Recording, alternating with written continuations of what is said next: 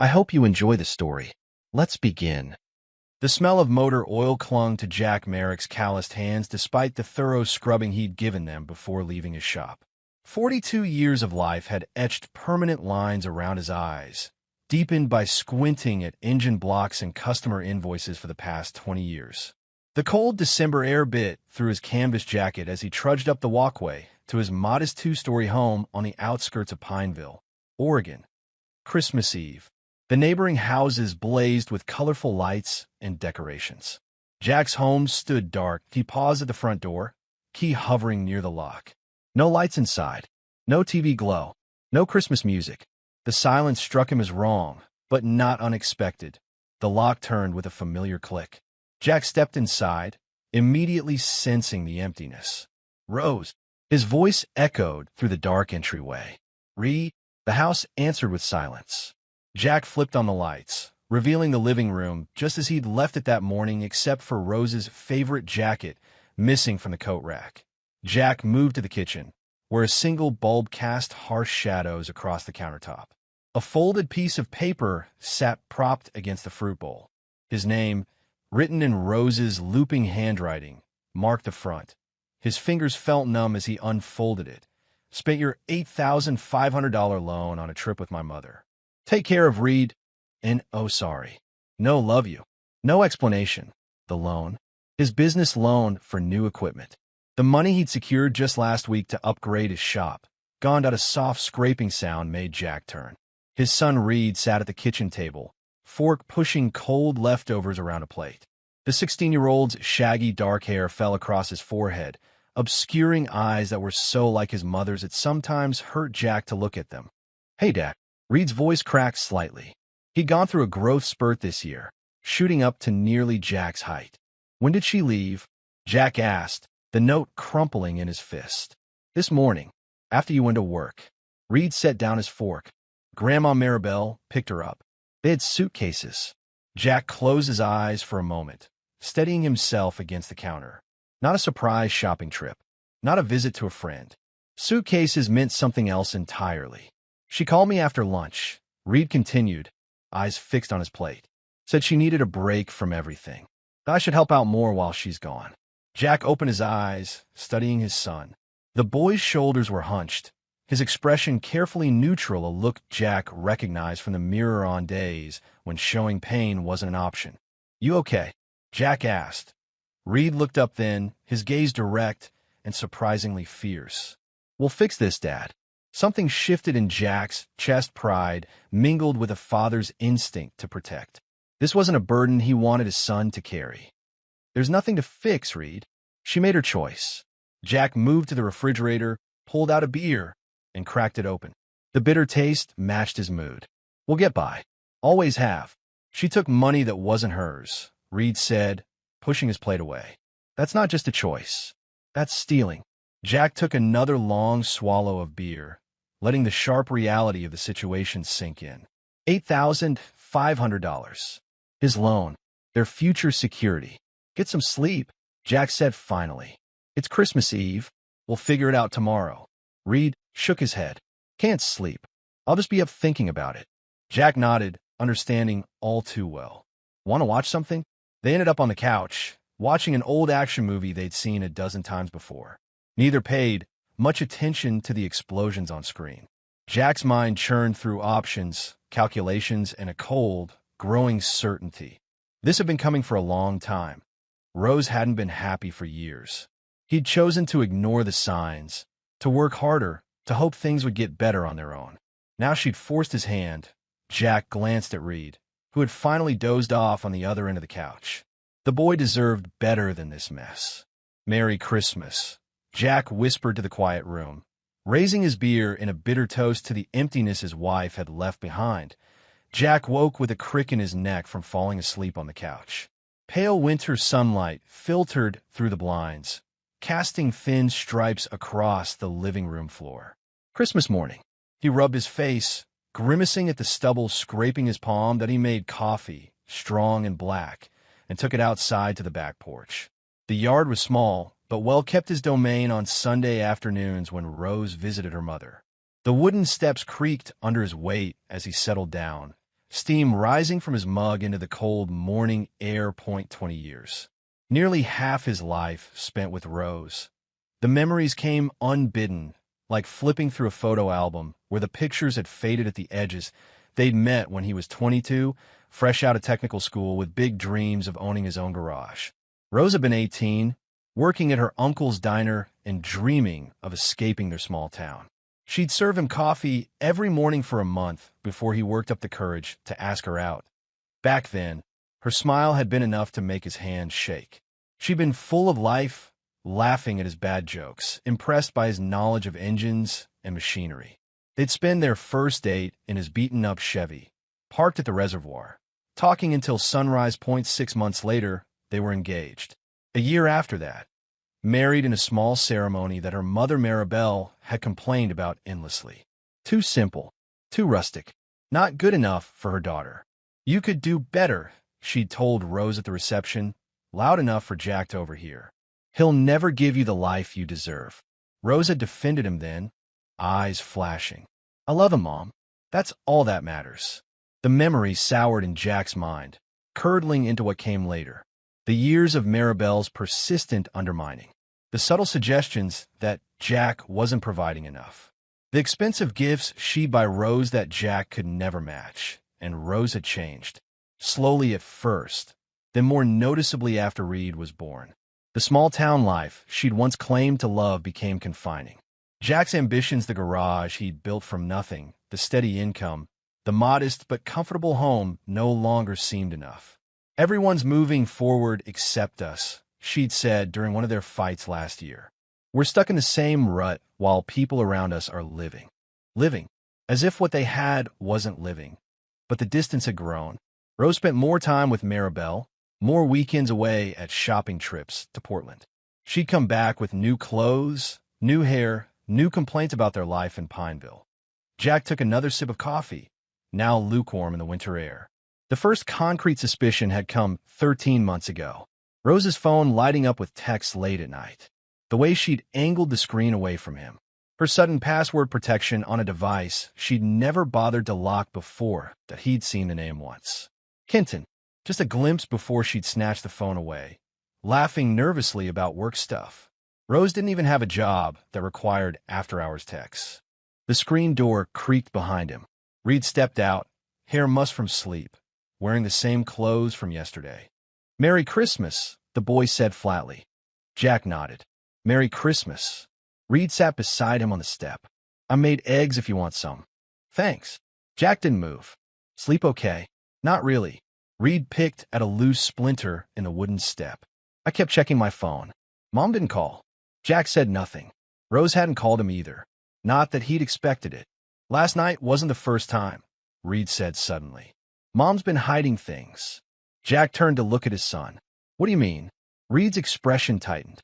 "I saw her bank statements. She's been moving money around. I didn't know about the loan, but I think she's been planning this for a while." A cold weight settled in Jack's stomach. He'd suspected Rose's betrayal was emotional, maybe physical, but financial? That cut deeper somehow. "You shouldn't have to deal with this," Jack said. Reed shrugged. "I'm not a kid anymore, Dad. I can handle it." He paused. "There's something else. I heard her talking to someone named Kenton. On the phone. More than once." The name hung in the air between them. Confirmation of what Jack had already guessed. "How long?" Jack asked. "At least 6 months that I know of." Reed looked at his hands. "I should have told you sooner." Jack shook his head. "Not your responsibility." They sat in silence, watching their breath fog in the cold air. Christmas morning with no presents, no laughter, just the hollow space where their family had been. "What are you going to do?" Reed finally asked. Jack drained the last of his coffee. "First, I'm going to find out exactly what we're dealing with. Then we'll decide." His tone must have carried something new, a hardness that hadn't been there before, because Reed looked at him with sudden intensity. "You're not going to try to get her back, are you?" The question struck Jack as strangely perceptive. In the past, he might have. He'd overlooked so much, worked harder, tried to be what Rose wanted while still remaining true to himself. A losing battle. "No," Jack said firmly.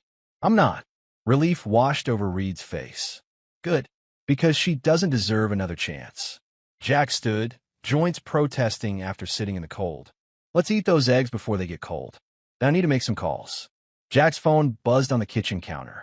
Rudy Jensen's name flashed on the screen. Jack picked up, grateful for the distraction from staring at his empty bank account. Rudy, Merry Christmas, you miserable bastard, came the gruff response. You coming by later? Got a bottle of that whiskey you like.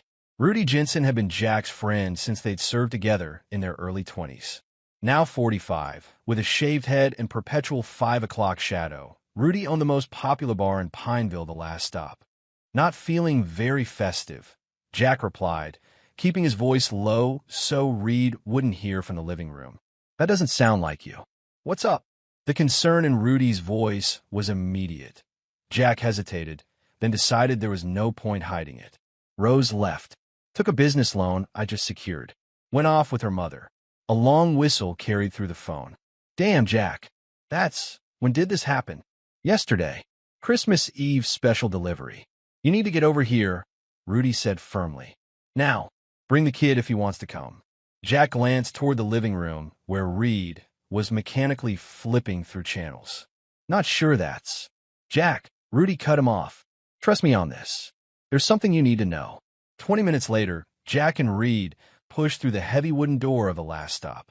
The bar was technically closed for Christmas, but Rudy's truck sat in the parking lot. Inside, the place was empty except for Rudy himself, wiping down glasses behind the bar. Christmas lights strung along the liquor shelves provided most of the illumination, casting multicolored reflections across the polished wood. There he is. Rudy set down a glass and came around the bar, pulling Jack into a rough hug. And Reed, man, you've grown a foot since I saw you last. Reed managed a small smile. Hey, Uncle Rudy, grab a seat. Soda for the kid. Something stronger for you. Rudy asked Jack. Just coffee, Jack said. Need to keep my head clear. Rudy nodded, returning to the bar to pour coffee for Jack and a Coke for Reed. When he'd served them both, he leaned forward on his elbows, expression serious. I should have told you sooner, he began, but I wasn't sure what I was seeing. Jack felt his stomach tighten. What are you talking about? Rose. I saw her getting into some guy's car last week. Outside the mall in Westridge. Rudy tapped his fingers against the bar top. Nice car. Too nice. Mercedes or something similar. Reed looked up sharply. Was he in his 30s? Dark hair. Rudy nodded slowly. Yeah. How'd you know? Kinton. Reed said, glancing at his father. I told you she's been talking to him. Jack took a long sip of coffee, letting the hot liquid burn down his throat. You're sure it was Rose? Positive, Rudy confirmed. I called out to her, but she pretended not to hear me. Got in the car quick. That's when I knew something wasn't right. The bar's front door swung open with a gust of cold air. A tall woman with short salt and pepper hair stepped inside, unwinding a scarf from her neck. Gwen, Jack said, surprised to see his older sister. What are you doing here? Gwen Merrick crossed the room with quick, efficient strides the same way she moved through the hospital where she worked as a nurse. At 48, she had the same sharp features as Jack, but with an intensity that could intimidate most people on first meeting. Rudy called me, she said, stopping beside Jack's stool. Said it was important. Jack shot Rudy a look. You call my sister? You need your people around you right now. Rudy said unapologetically. Gwen's keen eyes took in Jack's rumpled appearance and Reed's subdued demeanor. What happened? Jack sighed, then repeated the bare facts. Rose's departure, the stolen loan, the suspicions of infidelity. With each word, Gwen's expression hardened. That manipulative witch, she muttered when he finished. I knew she was trouble from the start. Gwen, Jack warned, glancing at Reed. Don't Gwen me, his sister snapped. Reed's not a baby. He can handle the truth. And the truth is your wife has been playing you for a fool. She pulled up a stool beside him. The question is, what are you going to do about it? That's what I'm trying to figure out. Well, figure it out faster, Gwen said, her voice softening slightly. Don't let her play you. You're better than that. Jack stared into his coffee. It's not that simple. There's the loan, the house. And Reed, his sister finished. Have you thought about what happens if she comes back and tries to take him? Reed set down his glass with a sharp clink. She won't. I wouldn't go. The conviction in his son's voice made Jack look up. There was something different in Reed's expression now, a hardness that reminded Jack of himself at that age. "She won't get the chance," Jack said firmly. "I'm not letting her take anything else from us." "That's more like it," Rudy nodded approvingly. "The Jack Merrick I know doesn't roll over for anyone. I need to know everything," Jack said, turning to Reed. "All the calls, texts, everything you've noticed. And I need to check our accounts, see what else she might have taken." Reed straightened in his seat. "There's more, Dad. I didn't want to say it earlier, but I think she took money from my college fund, too." The words hit Jack like a physical blow. The college fund had been sacred, the one thing they'd both agreed would never be touched. He'd put money in religiously every month since Reed was born. "You sure?" Jack's voice came out rough. Reed nodded. "I saw the statement last week when I was looking for something in your desk. The balance was way lower than it should be." "Son of a bitch," Rudy muttered. Gwen laid a hand on Jack's arm. "This isn't just about a marriage falling apart anymore. This is theft, plain and simple." Jack nodded slowly, a cold clarity washing over him. This wasn't about saving his marriage or winning Rose back. This was about justice, about protecting what was left of his family. "I need a lawyer," he said. "I know someone," Gwen replied immediately. "Margot Ellison, best divorce attorney in the county. Doesn't put up with any nonsense." "And I'll ask around," Rudy added. "Find out more about this Kenan character." Jack looked at his son, his sister, his oldest friend, the people who'd stood by him when it counted. A strange sense of relief mixed with his anger. He wasn't alone in this. "Thanks," he said simply. "All of you." Reed reached over and bumped his father's shoulder lightly. "Told you we'd fix this, Dad." For the first time since finding Rose's note, Jack felt the ghost of a smile cross his face. "Yeah, I think we will." 3 days after Christmas, Jack sat at his desk in the back office of Merrick Auto Repair, staring at bank statements spread across the worn surface. Outside, the muffled sounds of the shop continued, air tools whining, metal clanging, his 2 employees talking as they worked.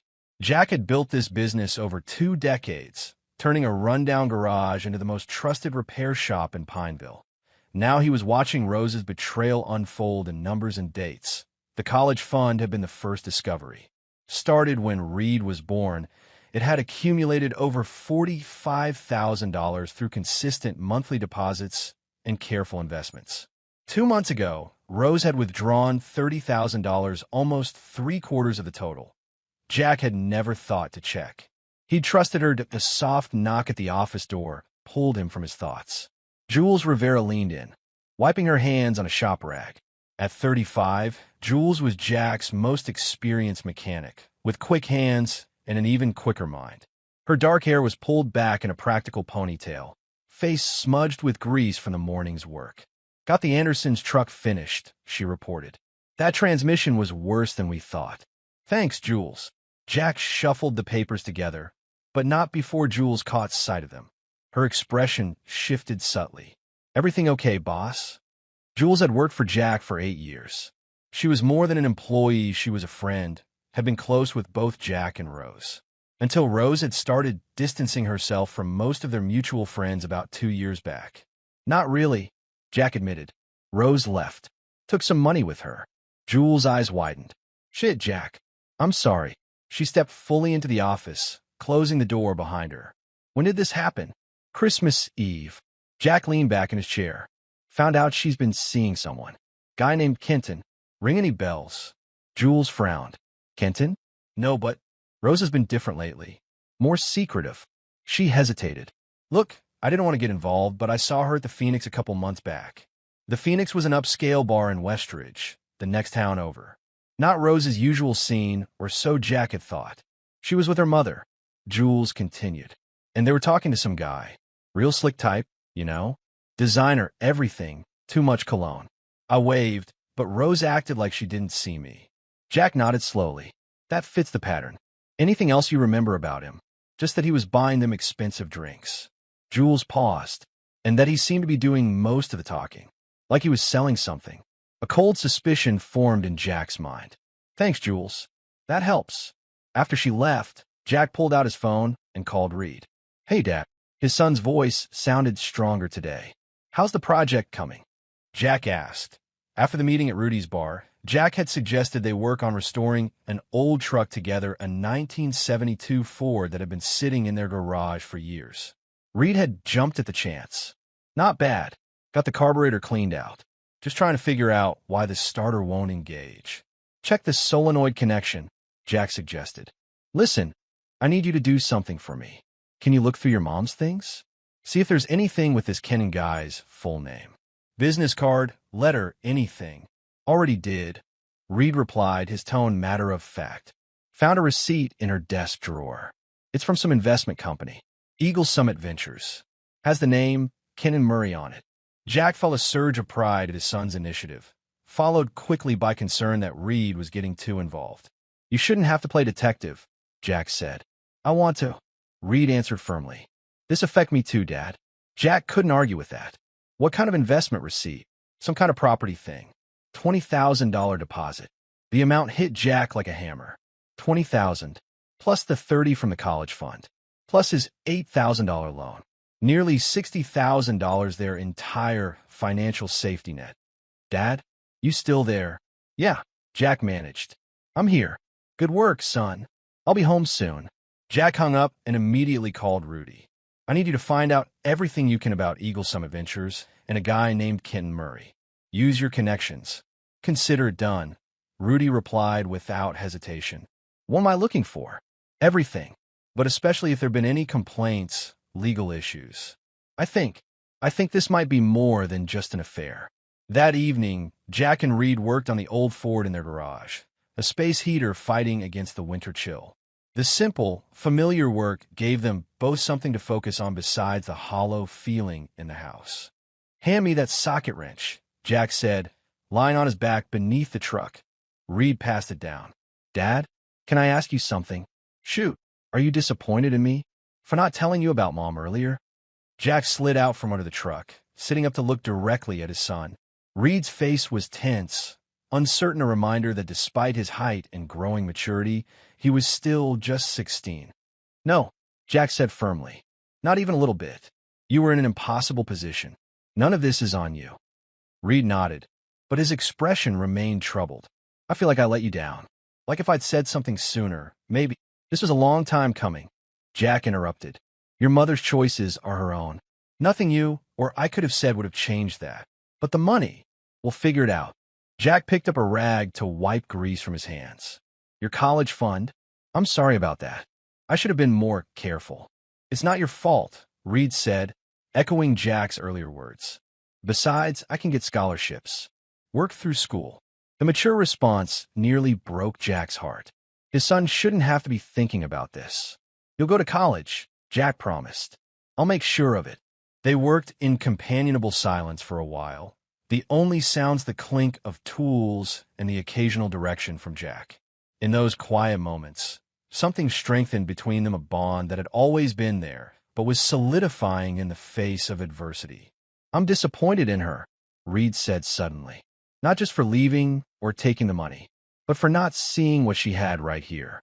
Jack looked up from the engine to find Reed watching him, eyes serious. You didn't deserve this, Dad. Neither of us did. For the first time, Jack allowed himself to feel the full weight of his anger. Not just at the betrayal or the theft, but at what Rose had done to their son. The way she'd forced him to grow up too quickly. No, Jack agreed, his voice hard with resolve. We didn't, and we're not going to just roll over and take it. Reed smiled slightly, looking remarkably like Jack in that moment. Good, because I don't want you to forgive her. Not ever. Don't worry about that, Jack said grimly.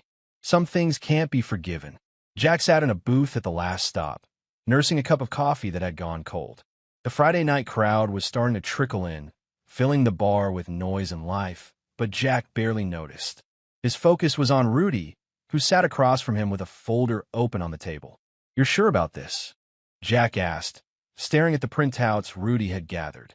Checked 3 different sources, Rudy confirmed, tapping a finger on the papers. Eagle Summit Ventures doesn't exist, at least not legally. The address on their letterhead belongs to an empty office in Portland. The phone number goes to a burner. Jack exhaled slowly. And Kenton Murray, that's where it gets interesting. Rudy pulled out another sheet. He's got quite a history.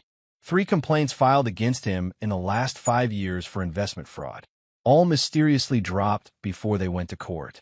He slid the paper across to Jack. And get this, all 3 women were in their late 30s, early 40s, all going through rough patches in their marriages. The cold feeling in Jack's stomach intensified. He's a calm man. Bingo. Rudy leaned back. My buddy at the sheriff's department says they suspect Murray's hit at least a dozen women across 3 counties. Always the same pattern. He finds unhappy wives, wines and dines them, convinces them to invest in his company.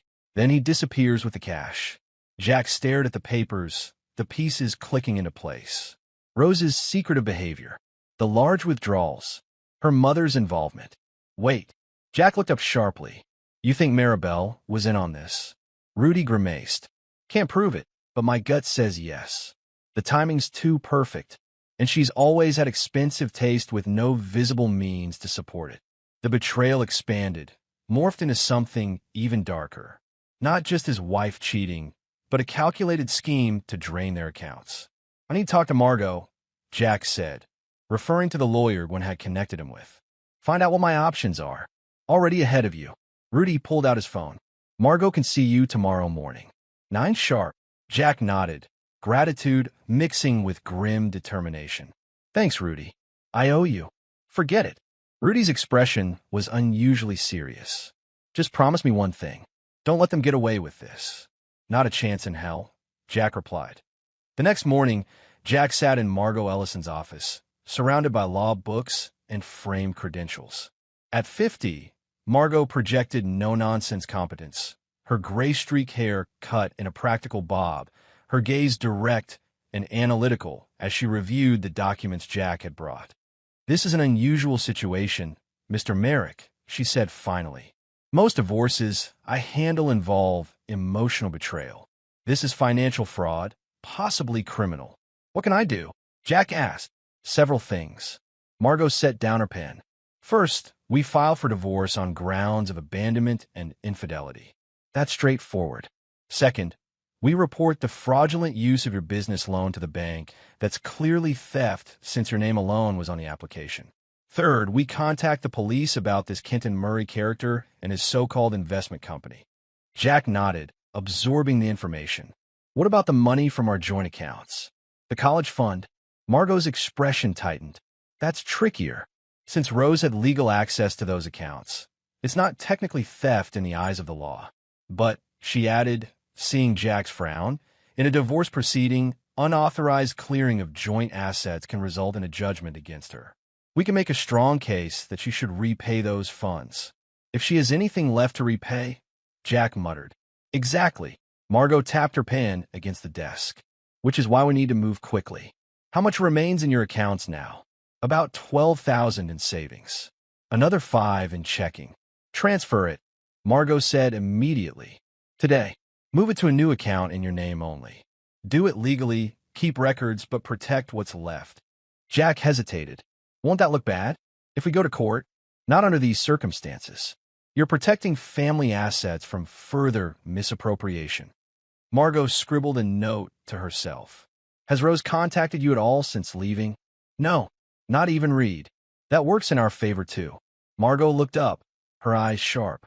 Mr. Merrick, I need to ask you a difficult question. What's your end goal here? Do you want reconciliation, or are you looking to sever all ties? Jack didn't hesitate. I want justice. I want to protect my son and what's left of our future. I don't want Rose back, not after this. Margot nodded, seeming satisfied with his answer. Then we'll proceed accordingly. I'll file the paperwork today, and we'll set things in motion. In the meantime, document everything. And be prepared, Rose will likely return when the money runs out. When she does, do not let her back into your home. I've already changed the locks, Jack said, and a small smile crossed Margot's face. Good. Now, about custody of your son. By the time Jack left the lawyer's office, a weight had shifted from his shoulders. Not disappeared, the betrayal still sat heavy in his chest, but transformed into something manageable.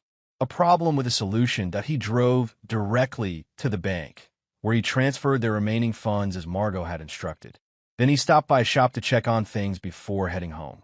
Reed was in the driveway when he arrived, working under the hood of the old Ford. The boy looked up as Jack's truck pulled in. "How'd it go?" Reed asked, wiping his hands on a rag. Jack filled him in on the lawyer's advice and the steps he'd taken, careful to stick to the facts without editorializing. Reed listened intently, nodding occasionally. "So it's really happening," Reed said when Jack finished. "You're divorcing her?" "Yes," Jack confirmed. "Is that okay with you?" Reed shrugged, but the gesture wasn't casual. "It's the right move, especially now that we know about this Kenton guy." Jack studied his son, noting the tension in his shoulders. "This isn't how I wanted things to turn out, Reed. I'm sorry you're caught in the middle." "I'm not in the middle," Reed said firmly. "I'm on your side. She's the one who left us, who stole from us." He turned back to the engine. "Hand me that wrench, would you?" Jack passed him the tool, recognizing the deflection for what it was. They worked side by side on the truck for the next hour, the familiar routine of mechanical work easing some of the day's tension. Later, as the sun began to set, they sat on the front porch steps, taking a break. "Dad," Reed said, breaking a comfortable silence. "What happens now? With the house and everything?" "We stay put," Jack replied. "The house is in both our names, but with the divorce filing and her abandonment, we've got every right to be here. Margot says we're in a strong position legally." Reed nodded, seeming relieved. "Good. I don't want to move schools my junior year." Jack put a hand on his son's shoulder. "You won't have to. I promise." They watched the sunset in silence for a while, the January air growing colder as darkness fell. "She hasn't even called," Reed said finally, his voice smaller than usual. "Not even to check if I'm okay." The hurt in his son's voice renewed Jack's anger. Whatever issues Rose had with their marriage, to abandon her child this way was unforgivable. "Her loss," Jack said firmly. "You're the best thing that ever happened to either of us. If she can't see that, it's on her." Reed didn't respond, but he leaned slightly into Jack's shoulder, a silent acknowledgement that the words had been heard and maybe even believed. The Sunday evening crowd at the last stop filled the bar with a low, steady hum of conversation. Jack sat at the corner of the bar, watching Jules Rivera talk animatedly with Rudy. The three of them had gathered to discuss next steps now that Jack had set the legal proceedings in motion. "The lawyer's good," Jack said, finishing his explanation of Margot's plan. "But criminal charges against Kenton will be tough without evidence." "You need more than just the receipt Reed found," Jules asked. "Much more," Jack confirmed. "We need proof that Kenton knowingly defrauded Rose, that there was no legitimate investment, and ideally, evidence that this is his pattern." Rudy rubbed his chin thoughtfully. "My contact at the sheriff's office says they've been trying to build a case against him for months. Problem is, the women he targets are too embarrassed to come forward. Or they protect him, thinking he's coming back." Jules tapped her fingers against a glass. "What about Maribel, Rose's mother? You said you think she's involved." "She had to be," Jack replied. "Rose never made a major decision without consulting her. And Maribel's always pushed her to want more, bigger house, better neighborhood, fancier lifestyle. Perfect target for a guy like Kenton," Rudy agreed. "Promised them both the high life." Jules leaned forward, her expression intent. "I might be able to help. My cousin works at Riverbank Credit Union. That's where Maribel banks. If she's been making unusual deposits." Jack shook his head. "That's crossing a line, Jules. I appreciate it, but I don't want anyone risking their job over this." "We don't need to break any laws," Rudy interjected. "We just need to be ready when Rose and Maribel inevitably come crawling back. Because they will." Jack took a sip of his beer. "What makes you so sure?" "Because con men like Kenton don't stick around once they've gotten what they want," Rudy explained. "And from what we know, they've already handed over at least 50 grand. That's a good haul. He'll be looking to disappear soon, if he hasn't already." The thought gave Jack no satisfaction. Rose deserved whatever heartbreak came her way, but the money Reed's college fund, the business loan that loss cut deep. "So what's the plan?" Jules asked. "Just wait for them to show up broke and desperate." "Not quite," Jack replied. "I want to be ready. Set things up so we have leverage when they come back." He turned to Rudy. "I need cameras, inside and outside the house. If Rose tries to get in or causes a scene, I want it documented." Rudy nodded. "I can hook you up. Got a buddy who installs security systems." "I want to talk to your cousin," Jack said to Jules. "Not to access accounts or anything illegal. Just to be on alert if Maribel comes in trying to move money around." "Done," Jules agreed. "Anything else?" Jack thought for a moment. "One more thing. I need a full accounting of everything Rose took. Bank statements, credit card receipts, everything. If we can prove where the money went, it'll strengthen our case." "I've got a friend who's an accountant," Jules offered. "She could help organize everything for the lawyer." Jack felt a surge of gratitude for these friends who'd stepped up without hesitation. "I appreciate all this. More than I can say. That's what friends are for," Jules replied simply. "Besides, I never liked how Rose treated you these past few years. Always looking down on the shop on what you built." She shook her head. "Some people don't recognize value when it's right in front of them." The comment struck Jack unexpectedly. It was true Rose had increasingly dismissed his work, his accomplishments, as somehow lesser. Too blue-collar. Too small-town. Not enough. "Their loss," Rudy said, raising his glass. "To new beginnings."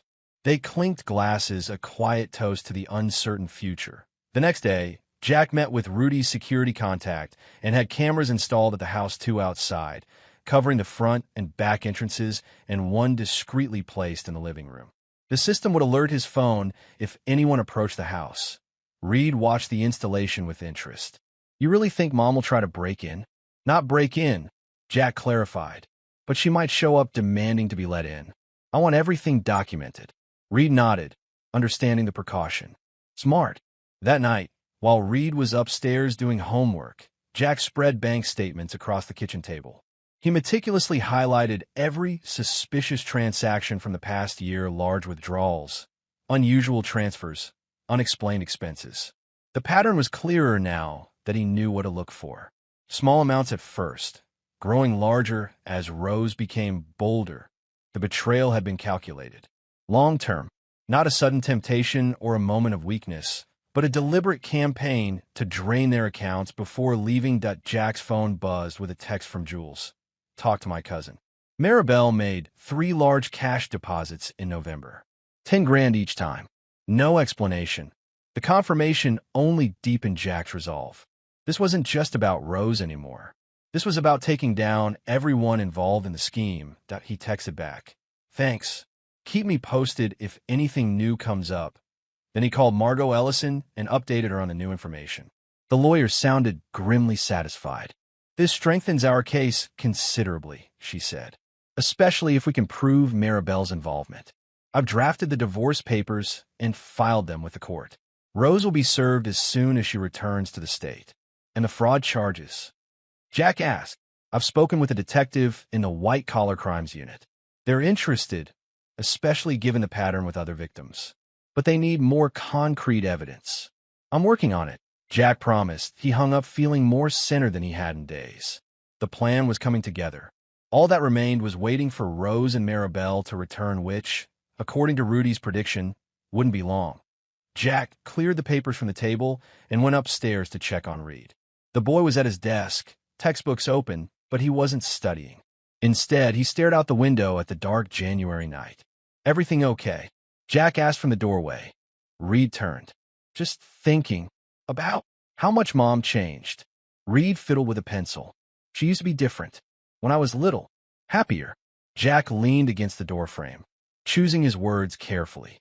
"People change, Reed. Sometimes not for the better. But that's on them, not on us." Reed nodded slowly. "I know. I just keep wondering when it started. When she decided we weren't enough." The question hit Jack hard because he'd been wondering the same thing. When had Rose's dissatisfaction taken root? When had she decided that their life together was something to escape rather than cherish? "I don't know," Jack admitted. "But I do know this: you are more than enough.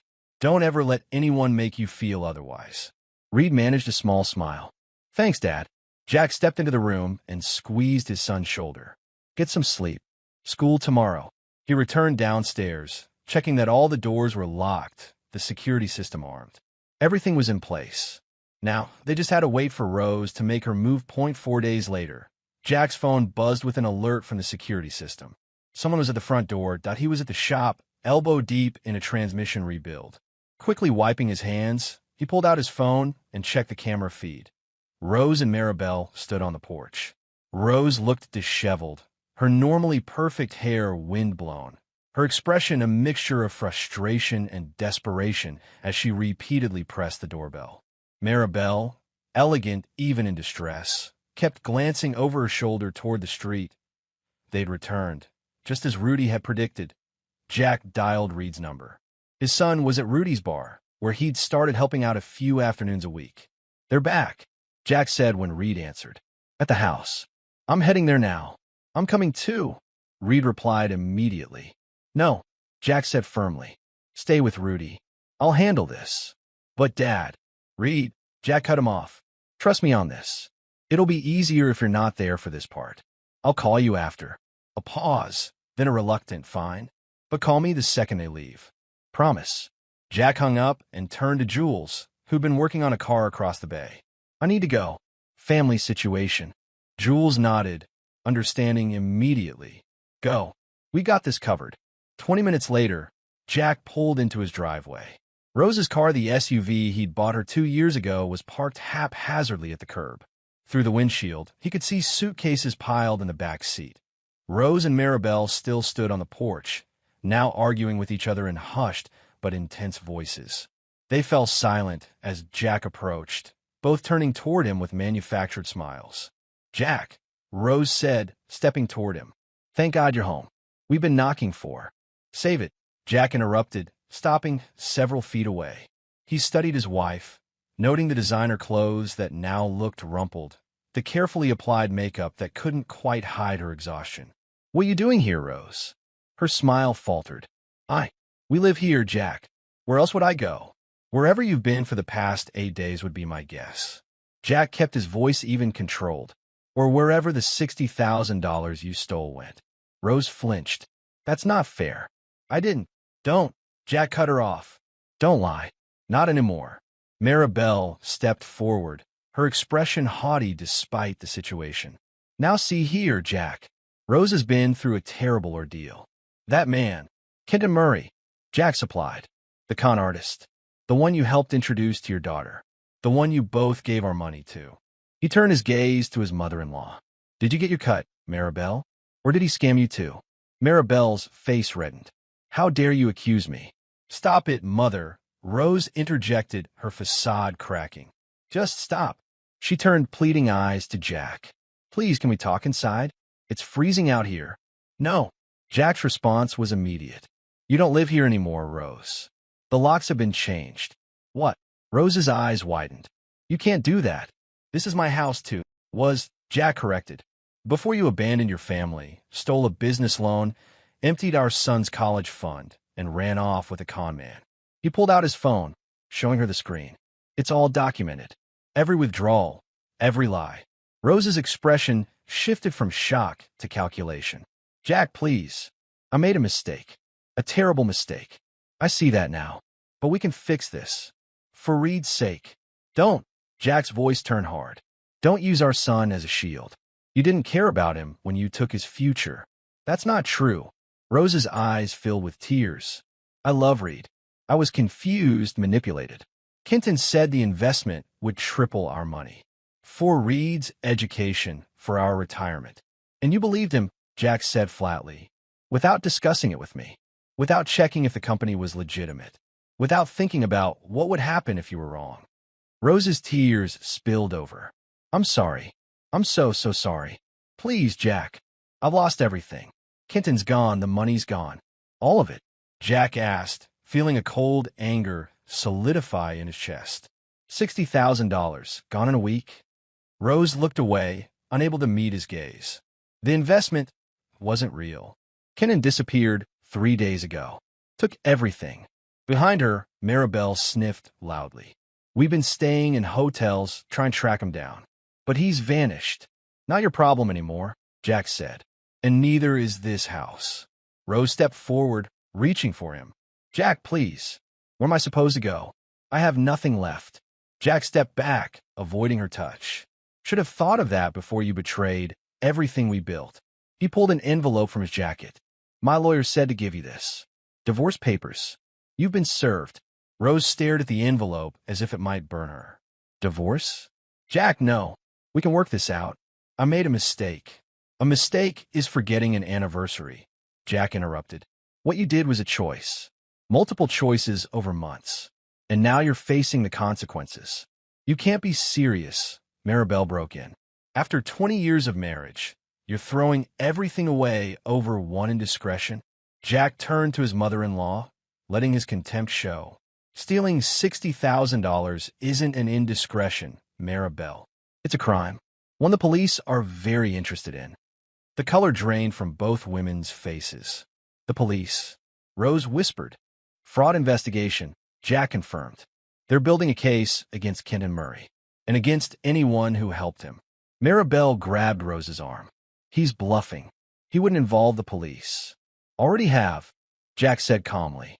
Filed a report 3 days ago. Detective Wilson from the White Collar Crimes Unit. Feel free to call him. He pulled out a business card and held it out. Rose stared at the card but didn't take it. Jack, please. I never meant to hurt you or Reed. I thought I was securing our future. By leaving? By stealing. Jack shook his head. Save the excuses for court. He glanced at his watch. My lawyer will be here in 20 minutes. You can talk to her about the terms of the divorce. But you're not coming inside. Where's Reed? Rose asked suddenly. I need to see him to explain. He doesn't want to see you, Jack said flatly. His choice, not mine. The word seemed to hit Rose harder than anything else. She swayed slightly, her face crumpling. He's my son, the son whose future you stole, Jack reminded her. He knows everything, Rose. About the affair, about the money, about all of it. You turned him against me, Maribel accused. Jack laughed without humor. Didn't have to. You did that yourselves. He stepped around them and unlocked the front door. Before entering, he turned back one last time. I suggest you use the next 20 minutes to think about what you're going to say to my lawyer. She doesn't have much patience for liars. With that, Jack went inside and closed the door firmly behind him. Through the front window, he watched Rose collapse onto the porch steps, head in her hands, while Maribel paced furiously. He felt no satisfaction, no triumph, just a cold certainty that he was doing what needed to be done. For himself, and for Reed. Jack watched through the window as a sleek black sedan pulled into the driveway.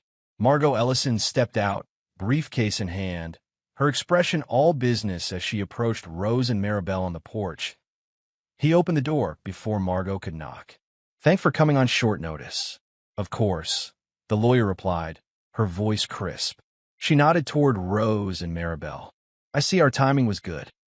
Jack led Margot into the living room, where they had a clear view of the front porch through the window.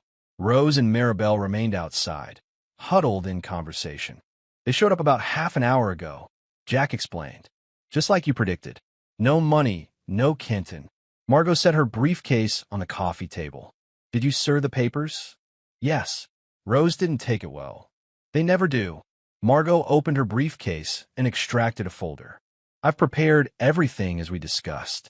The divorce complaint cites abandonment, infidelity, and financial misconduct. I've also drafted a temporary order regarding the house and remaining assets. Jack nodded. What about Reed? Given that he's 16, the court will take his preference into consideration. Has he expressed a clear wish to remain with you? Absolutely, Jack confirmed. He doesn't even want to see Rose right now. That simplifies things, Margot said, making a note. Now, regarding the financial fraud, a sharp knocking interrupted them. Rose's voice carried through the door. Jack, we need to talk. Please. Margot raised an eyebrow. Shall we? Jack steeled himself and opened the door. Rose stood alone, Maribel now waiting by the car. My lawyer's here, Jack said flatly. Anything you need to say can be said to both of us. Rose's eyes flicked to Margot, then back to Jack. I'd rather speak privately. That's not happening, Jack replied. Margot stepped forward. Mrs. Merrick, I'm Margot Ellison, your husband's attorney. I understand you've been served with divorce papers. If you have questions about the proceedings, I'm happy to explain, but all communication should go through proper legal channels from this point forward. Rose's expression hardened. I don't need explanations. I need my husband to be reasonable. This is still my home, and Reed is still my son. Actually, Margot interjected smoothly. The court may take a different view, given the circumstances of your departure and the financial irregularities. Financial irregularities? Rose repeated incredulously. That's what you're calling it? I made a bad investment. You stole a business loan issued solely in your husband's name. Margot corrected. That's fraud. You also emptied joint accounts and your son's college fund without consultation or consent. That's financial misconduct that will significantly impact the division of assets and the custody arrangement. Rose's face flushed. You've painted me as some kind of criminal. Jack, this isn't who we are. 20 years of marriage, and you're treating me like a stranger.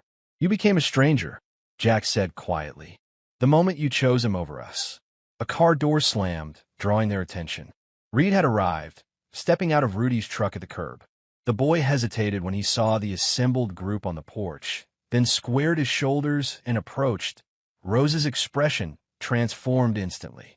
Reed, oh, honey, I'm so glad to see you. She moved toward him, arms outstretched.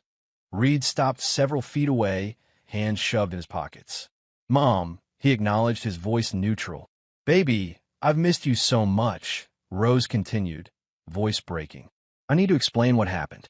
It's not what your father is making it out to be. Reed's expression remained unmoved. You mean you didn't take my college money and run off with some guy? Rose flinched. It wasn't like that. I thought I was making a smart investment for our future. For your future, right? Reed's voice dripped with sarcasm. That's why you didn't tell Dad about it. That's why you left on Christmas Eve with just a note. I was confused, Rose insisted.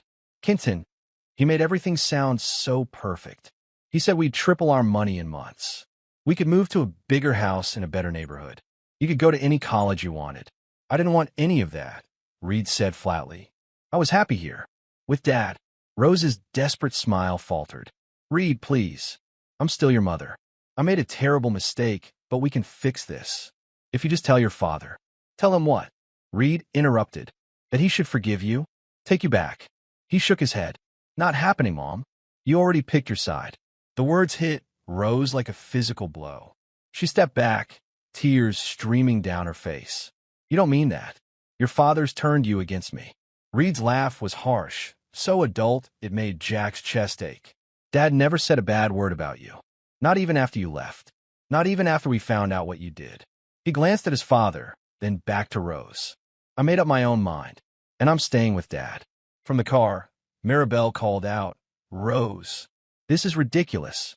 They've clearly conspired against you. We should go. Reed turned toward his grandmother. Yeah, you should. Both of you. Maribel's face contorted with anger.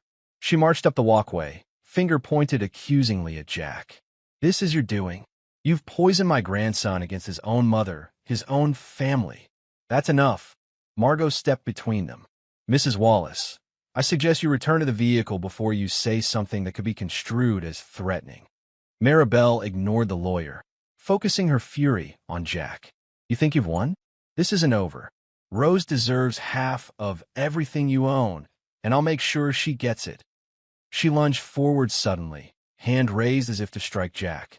Before she could make contact, another figure appeared, stepping swiftly between them.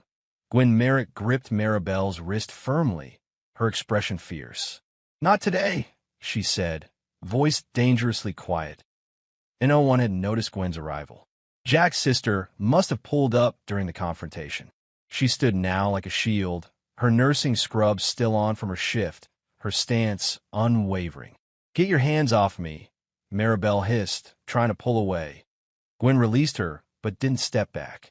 Touch my brother again, and I'll have you charged with assault. Now back up. Maribel glared at the assembled group. Jack, Reed, Gwen, and Margot all standing together against her. Something in her seemed to deflate as she recognized the united front. Rose, she snapped. We're leaving. Rose looked desperately at Reed one last time. Please, honey, think about what you're doing. Reed met her gaze steadily. I have. Goodbye, Mom. The finality in his tone left no room for argument. Rose's shoulders slumped as she turned away, following her mother back to the car. Margot watched them go, then turned to Jack. That actually went better than expected. No physical assault, no breaking and entering. Thanks to Gwen, Jack said, Putting an arm around his sister's shoulders, Gwen squeezed his hand. Rudy called me. Said things might get heated over here. Reed stood silently, watching his mother's car pull away from the curb. His expression was hard to read, not sad. Exactly, but thoughtful. You okay? Jack asked quietly. Reed nodded. Yeah, better than I thought I'd be. He turned to face his father. I meant what I said. I'm not going with her. Not now, not ever. Jack pulled his son into a brief, fierce hug. You don't have to. That's a promise. Over Reed's shoulder, Jack exchanged looks with Gwen and Margot. The confrontation was over, but the battle had just begun. Rose wouldn't give up so easily, not with Maribel pushing her. But for the first time since finding that note on Christmas Eve, Jack felt truly certain they would win. 6 weeks later, Jack stood in the newly renovated office of Merrick Auto Repair, surveying the improvements with quiet satisfaction. The loan he'd secured before Christmas, the one Rose had stolen, had been replaced by a better offer from a different bank, with a lower interest rate and longer terms. The money had gone into upgrading the shop's diagnostic equipment and expanding the customer waiting area. Business was better than ever. Turned out, the community had rallied around him once word of Rose's betrayal spread. Loyalty still meant something in Pineville. A knock at the door frame drew his attention. Reed stood there, dressed for his part-time job at the last stop, where Rudy had hired him to help out 3 afternoons a week. Heading out, Reed said. Place looks good. Jack nodded, taking in the changes in his son over the past weeks. Reed stood taller, spoke more confidently. The initial hurt of Rose's abandonment had hardened into something like resolve. He was growing up fast, too fast, maybe, but Jack couldn't help but feel proud of the young man his son was becoming. Thanks for helping with the painting this weekend, Jack said. Reed shrugged. No big deal. Besides, I like the new color better. The walls, once a dingy beige Rose had always complained about, were now a deep blue that made the space feel both professional and welcoming. You need a ride to Rudy's? Jack asked. Nah, Jules is dropping me off on her way to pick up parts. Reed hesitated. Hey, Dad, have you heard anything more about, Jack knew what he was asking. News about Rose, about the divorce proceedings, about Kenton Murray and the money. Actually, yes, Jack said, moving to his desk where his phone lay. Just got a text from Margot this morning. Might interest you. He pulled up the message and handed the phone to Reed. The boy read it, eyes widening slightly. They arrested him? For real? Jack nodded. In Seattle. Apparently, he tried the same scam on a woman whose brother is a detective. Bad luck for him. And the money? Reed asked, handing the phone back. Jack sighed. Most of it's gone. Spent or hidden away. But Margot says there's a chance we might recover some during restitution after his trial. Especially since we helped build the case against him. The evidence Jack had gathered, bank statements, the receipt Reed had found, security footage of Rose and Maribel's return had been instrumental in the police investigation. Detective Wilson had personally called to thank him for his cooperation. What about Mom and Grandma? Reed asked, his voice carefully neutral. Your mother agreed to Margot's terms yesterday, Jack said. Full custody to me, no alimony, and she assumes responsibility for the stolen business loan. The college fund, that's still complicated, but at least she's not fighting anymore. What Jack didn't say was that Rose's capitulation had come after Maribel suffered a minor heart attack, a wake-up call that had apparently shaken both women. According to Gwen, who still had contacts at the hospital, Rose had moved into a small apartment in Westridge and taken a job at a department store. Humbled, finally, by the consequences of her choices. She hasn't called, Reed noted. Not since that day on the porch. Do you want her to? Jack asked carefully. Reed considered the question longer than Jack expected. Not yet, he said finally. Maybe someday, but not now. Jack nodded, respecting his son's decision. Whenever you're ready, if you're ever ready. No pressure either way. Reed smiled slightly. Thanks. He glanced at his watch. Should go. Don't want to keep Jules waiting. Smart move, Jack agreed. Jules had become a regular presence in their lives these past weeks, dropping by with dinner when Jack worked late, teaching Reed about engines on weekends, her practical kindness a balm during the difficult transition. Jack found himself looking forward to her visits more than he was ready to admit. Reed headed for the door, then paused. "Dad, I'm proud of you. For not giving in. For fighting back." The simple words hit Jack with unexpected force. "Thanks, son. That means a lot." Reed nodded once, then disappeared into the main part of the shop. Jack heard Jules's cheerful greeting, followed by Reed's deeper reply and the sound of the exit door chiming. Alone in his office, Jack opened his desk drawer and removed the folded note that had started everything Rose's goodbye on Christmas Eve. He'd kept it as a reminder, a talisman against weakness during the legal battle. Now, with Kennan arrested and the divorce terms settled, the note seemed less powerful. Just words on paper, written by someone who had never truly seen or appreciated what she had. Jack refolded it carefully and placed it back in the drawer. Not to keep this time, but to discard properly when he got home. Some chapters needed to be closed completely. His phone buzzed with a text from Rudy. "Celebratory drinks tonight? News calls for it." Jack smiled and typed back, "Definitely." 7 p.m.?